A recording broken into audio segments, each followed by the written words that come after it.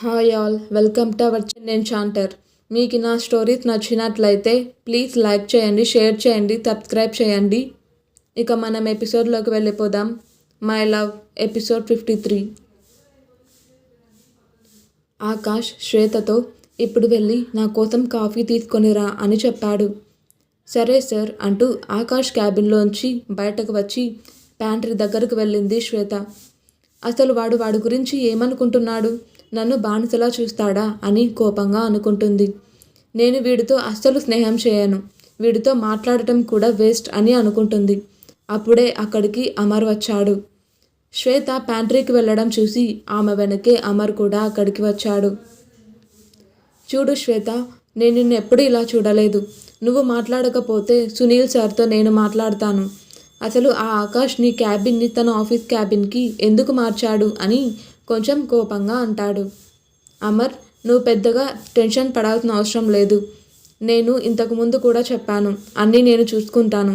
నా ప్రాబ్లమ్స్తో నేను పోరాడటానికి నాకు ఎవరి మద్దతు అవసరం లేదు. ఇది నాకు మరియు ఆకాష్ సార్కి మధ్య ఉంది, అంతే. ఇదంతా నేను చూసుకుంటాను అని శ్వేత కూడా కొంచెం సీరియస్గా చెప్పి అక్కడి నుండి ఆకాష్ క్యాబిన్కి వెళ్ళింది. కాఫీ తెచ్చి ఆకాష్ టేబుల్ మీద పెట్టింది. ఆకాష్ ఒక సిప్ చేసి, నువ్వు కాఫీ తెచ్చావా లేక లస్సీ తెచ్చావా? టేస్ట్ చూడు, చాలా చల్లగా ఉంది అని శ్వేతని మరోసారి తిట్టాడు. మాట్లాడుతూనే ఆకాష్ కాఫీ కప్పుని శ్వేత వైపు పెట్టాడు. శ్వేత ఆ కప్ అందుకొని సిప్ చేసి చూసేసరికి అమర్తో మాట్లాడటం వల్ల కాఫీ పూర్తిగా చల్లబడిపోయిందని అర్థమైంది ఆమెకు.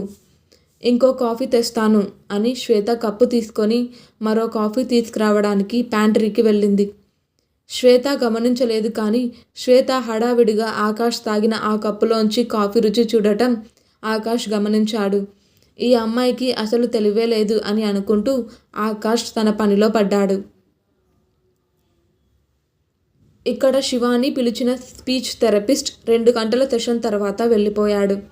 ఇప్పుడు శివాని మనసు కాస్త తేలికగా ఉంది. అనూజ్ నుండి మేఘన నెంబర్ తీసుకోవాలని అనుకుంది శివాని. కానీ అనూజ్ 100% ఈ విషయాన్ని దేవాంష్కి చెప్పే ప్రమాదం ఉంది అని ఆ ఆలోచనని విరమించుకుంది.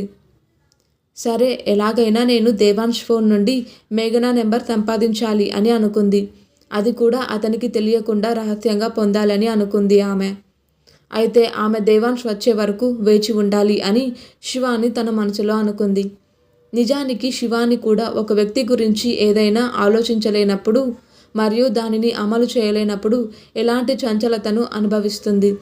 అయితే ఈ సమయంలో ఆమె ఎదురు చూడటం తప్ప ఏమీ చేయలేకపోతుంది. ఇక్కడ శ్వేత మళ్ళీ ఆకాష్కి కాఫీ తెచ్చి ఇచ్చింది. ఈసారి కాఫీ చాలా వేడిగా ఉంది. శ్వేత తన కుర్చీలో కూర్చోక ముందే, ఒక పని చెయ్యి, ఇప్పటికే లంచ్ టైం అయింది కదా, కాబట్టి మన ఇద్దరికి లంచ్ ఆర్డర్ చెయ్యి అని చెప్పి ఆమెకు తదుపరి ఆర్డర్ ఇచ్చాడు. మీకు అభ్యంతరం లేకపోతే నేను బయటకు వెళ్ళి నా కొలీగ్స్తో కలిసి భోజనం చేయాలనుకుంటున్నాను. ఆకాష్కి శ్వేత వినయంగా సమాధానమిచ్చింది. ఎందుకంటే ఆమె మళ్ళీ శివాని కోసం తన నిర్ణయం మార్చుకుంది.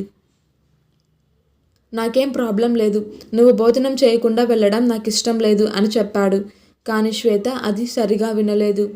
సరే, మీకోసం లంచ్ ఆర్డర్ చేస్తాను అని శ్వేత మాట్లాడుతూ కేఫ్టేరియాకి ఒక ఇంటర్కామ్కి కాల్ చేసి ఆకాష్కి లంచ్ ఆర్డర్ చేసింది. అది రావడానికి 15 నిమిషాలు పట్టింది. ఆకాష్ లంచ్ రాగానే శ్వేత తన లంచ్ బాక్స్ తీసుకొని అక్కడి నుండి బయటకు వెళ్ళడం మొదలుపెట్టింది. ఆకాష్ ఆమెని ఆపగానే, మళ్ళీ ఏంటి, నా దారిని ఎందుకు అడ్డుకుంటున్నావు అని కొంచెం అసహనంగా అడిగింది శ్వేత. నువ్వు నాతో భోజనం చేయాలి అని కోపంగా ఆకాష్ ఆమె చెయ్యి పట్టుకొని తన క్యాబిన్లో ఉన్న టేబుల్ దగ్గరకు తీసుకొచ్చాడు. ఆకాష్తో స్నేహం పెంచుకోవడానికి ఇంతకంటే మంచి అవకాశం మరొకటి ఉండదు. అతను స్వయంగా నాకు వ్యక్తిగతంగా ఆఫర్ చేస్తున్నప్పుడు ఎందుకు ఛాన్స్ వదులుకోవాలి అని అనుకుంటూ, కమాన్ శ్వేత, అతన్ని తిరస్కరించవద్దు అని మనసులో అనుకుంటూ శ్వేత వచ్చి అక్కడున్న టేబుల్ ఎదురుగా ఉన్న చైర్లో కూర్చుంది. ఆమె ఇంటి నుండి లంచ్ బాక్స్ తెచ్చుకుంది.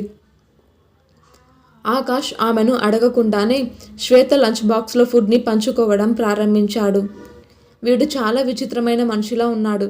ఎవరైనా వాళ్ళు తయారు చేసినవి ఎవరైనా తినండి చూడమని ఆఫర్ చేస్తే తింటారు, కానీ ఈ పెద్ద మనిషి తనంత తానుగా నన్ను అడగకుండా తినడం ప్రారంభించాడు అని మనసులో ఆకాష్ని తిట్టుకుంది.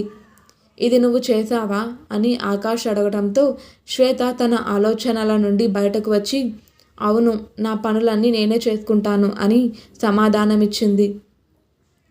అవునా, మీ ఫ్యామిలీలో ఎవరెవరుంటారు అని ఆకాష్ తింటూ అడిగాడు.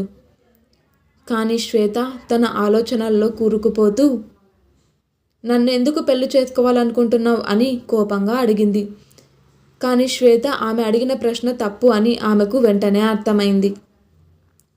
ప్రస్తుతానికి నాకు ఆ ఆలోచన లేదు, కానీ భవిష్యత్తులో దాని గురించి ఆలోచిస్తాను అని ఆకాష్ కూడా శ్వేతకు సీరియస్గానే రిప్లై ఇచ్చాడు. సరే, ఇక మనం టాపిక్ మార్చుదాం అని శ్వేతనే చెప్పింది. సరే అయితే నేను నా గురించి చెప్తాను అన్నాడు ఆకాష్. ఆకాష్ మాటలు చాలా శ్రద్ధగా వింటోంది శ్వేత. నాకు ఒక అన్న ఒక చెల్లి ఉన్నారు. మా అన్న చనిపోయాడు. అతను ఎవరో కాదు, దేవాన్స్ చెల్లి భర్త అంటే వేదిక తండ్రి. ఇంకా మా చెల్లి మేఘన. మా కుటుంబంలో ఇప్పుడు నేను ఒక్కడే కొడుకు. ఇక మా నాన్న గురించి నీకు ముందే తెలుసు. నా తల్లి మరియు నానమ్మ గురించి కూడా నీకు ముందే తెలుసు అని ఆకాష్ చెప్తుండగా శ్వేత అడ్డుకొని నేను మీ అమ్మని నానమ్మని కలిశాను అని చెప్తుంది. ఎప్పుడు అంటే నువ్వెప్పుడు వాళ్ళని కలిసావు అని అయోమయంగా ఆశ్చర్యంగా అడిగాడు ఆకాష్. మీ ఇంట్లో లాస్ట్ ఇయర్ పార్టీ జరిగింది కదా, అప్పుడే కలిశాను. మీ అమ్మ నానమ్మ చాలా మంచివాళ్ళు అని చెప్పింది ఆమె. అంటే నువ్వు ఆ పార్టీకి వచ్చావా? అలాంటప్పుడు మనం అప్పుడెందుకు కలవలేదు అని ఆకాష్ శ్వేతని అడిగాడు. మనం అప్పుడు కలుసుకున్నా ఇప్పుడు కలుసుకున్నా మీరు నాతో అప్పుడు కూడా గొడవపడి ఉండేవాడివి అని శ్వేత ఆకాష్తో అంది. దానికి అతను నేను నీతో ఎందుకు గొడవ పడతాను అని అడిగాడు. ఎందుకంటే మనం ఫస్ట్ మీట్లోనే గొడవ పడ్డాం. ఇప్పుడు కూడా మీరు నన్ను ఒక్క క్షణం కూడా గొడవ పడకుండా ఉండలేరు. మీరు ఇంతకుముందు కూడా నన్ను తిట్టారు, కాబట్టి నేను మిమ్మల్ని ఎప్పుడు కలిసినా ఏమీ మారదు అని బదులిచ్చింది శ్వేత. అంటే నేనంత చెడ్డవాడినని నువ్వు అనుకుంటున్నావా అని అడిగాడు ఆకాష్ శ్వేతని. నువ్వు చెడ్డవాడివా లేక మంచివాడివా అని నాకు తెలియదు, కానీ అంటూ ఇలా మాట్లాడుతూనే శ్వేత లంచ్ పూర్తి చేసి లంచ్ బాక్స్ సర్ది వెళ్తూ అడుగులు తడబడి ఆకాష్ చేతుల్లో పడింది. ఆకాష్ కూడా వెంటనే జాగ్రత్త పడ్డాడు. అతని పదునైన లోతైన నల్లని కళ్ళని, అతడి పర్ఫెక్ట్ జాలైన్ని, సూటిగా ఉన్న ముక్కు మరియు విశాలమైన నుదుటిని, ఆకాష్ ముఖంలోని ఆ ఆకర్షణమైన లక్షణాలను చూస్తున్నాయి శ్వేత కళ్ళు. కానీ ఆకాష్ మాత్రం ఆమె ముఖంతో పాటు పెదవుల కింద ఉన్న పుట్టుమచ్చని కూడా చూశాడు. అది ఆమె మనోజ్ఞతను మరింత పెంచింది. నన్ను చూసి నిన్ను నువ్వు కంట్రోల్ చేసుకోలేకున్నావా అని శ్వేతని అడిగాడు ఆకాష్. అలా మాట్లాడుతూనే ఆకాష్ ఆమెను నిటారుగా నిలబెట్టాడు. సారీ, నా బ్యాలెన్స్ మిస్ అయింది అని చెప్పింది శ్వేత. నాకు తెలుసు, నువ్వేం వివరించాల్సిన అవసరం లేదు. ఇక వెళ్ళి నీ పని చూసుకో అని చెప్పి ఆకాష్ అక్కడి నుండి క్యాబిన్ వెలుపల ఉన్న తన వ్యక్తిగత వాష్రూమ్కి వెళ్ళాడు. ముందుగా అతని ముఖం కడుక్కున్నాడు. ఎందుకంటే వెచ్చదనం కారణంగా అతని ముఖం కూడా ఎర్రబడింది. అయితే ఈ విషయాన్ని శ్వేతకు చెప్పాలని అతను అనుకోలేదు. శ్వేత కూడా వచ్చి తన కుర్చీలో కూర్చుంది. ఆకాష్ చాలా తెలివైనవాడు మరియు అందంగా ఉన్నాడు. అతను తన ప్రవర్తనను కొంచెం మెరుగుపరుచుకుంటే అతను హీరో కంటే తక్కువ కాదు అని అనుకుంది. అప్పుడే శ్వేత అంతరాత్మ, నువ్వు కూడా ఆ కదూస్ గురించి చాలా ఎక్కువగా ఆలోచిస్తున్నావు అని అనిపించడం లేదా? ఇక పని చెయ్యి, ఇప్పటికే చాలా సమయం వృధా చేస్తావు అని కసిరి వెళ్ళిపోయింది ఆ అంతరాత్మ. చివరకు సాయంత్రం కాగానే దేవాన్ష్ ఇంటికి వచ్చాడు. దేవాన్ష్ ఫోన్ నుండి మేఘన నెంబర్ను తీసుకునే అవకాశం తనకు ఎప్పుడు లభిస్తుందా అని శివాని ఆలోచిస్తుంది. ఇది దేవాన్ష్ నిద్రపోయే అప్పుడు మాత్రమే సాధ్యమని అనిపించింది ఆమెకు. దేవాన్ష్ మొబైల్లో మేఘన నెంబర్ దొరికే అవకాశాలు చాలా తక్కువ. ఇంకా ఉంది. ప్లీజ్ సబ్స్క్రైబ్ చేసుకోండి.